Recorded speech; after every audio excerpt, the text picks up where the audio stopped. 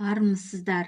Бүгін біз үй жағдайында бауыр мен өтті небәрі 3 күнде тазартатын рецептпен бөлісетін боламыз. Видеоны соңына дейін көріп, қазақша контентті қолдауды ұмытпаңыздар. Бауырды организмге қауіпті заттарды залалсыздандыратын сүзгімен салыстыруға болады. Бауыр алкогольден, зат алмасу өнімдерін, билирубин, аммиак, дәрі-дәрмек, тағамдық қоспалар, химиялық қосылыстар және тағы басқа өнімдерден ағзаны тазартады.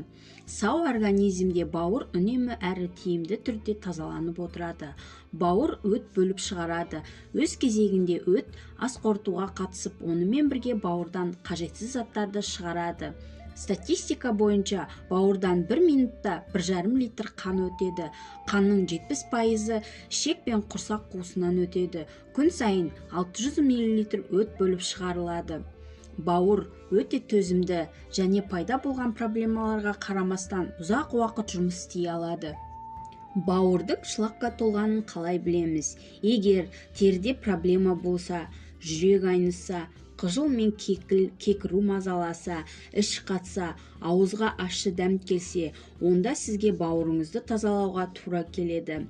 Бауырды қалай тазалаймыз? Бауырды тазарту үшін дәрігерлер дәрі-дәрмек тағайындайды, арнайы диета ұсынылады. Ал егер үй жағдайында бауырды шлактан, токсиннен тазартуды таңдасаңыз, мына кеңестерді орындаңыз. Бірінші, көкөністерден жасалған смузилар. Көкөністер бауырға өте пайдалы. Мысалы, қызылша, алма және сельдерей, балдыркөк қоспасы. Яғни, оларды ұсақтап турап, блендермен өңдеп дайындайсыз. Қоспаны 3 күн бойы 2 уақыт ішесіз. Қызылша ақуыздар мен майларды қорытылуына көмектеседі. Бауыр қызметін жақсартып, оны улы заттардан қорғап, организмнен зиянды заттарды шығарады. Сельдерей, балдыркөк, табиғи антиоксидант, ол ағзадан улы заттарды шығарады. Екінші, таза су ішу. Бауырды тазарту үшін сұйықтықты жеткілікті мөлшерде ішу керек. Күніне кем дегенде 2 литр ауыз суды тұтыну ұсынылады. Үшінші, лимон шырыны. Лимон шырыны майларды ерітеді. Ол үшін лимонның жартысын алып, шырынын сығып аласыз. Шырынды стақанға құйып, үстіне су құясыз. Дайын қоспаны күніне 2 рет тамақтан кейін қолданасыз. Жақсы ұйқы да бауырдың саулығы үшін маңызды. Бір уақытта ұйықтауға тырысыңыз. Бауыр ұйқы кезінде белсенді жұмыс істейді, қандағы майларды кетіреді және улы заттарды шығарады. Ерекше белсенділік түнгі сағат 1-ден 3-ке дейін жүреді. Тазалау кезеңінде Е және С дәрумендерін, сондай-ақ антиоксиданттарды қабылдау ұсынылады.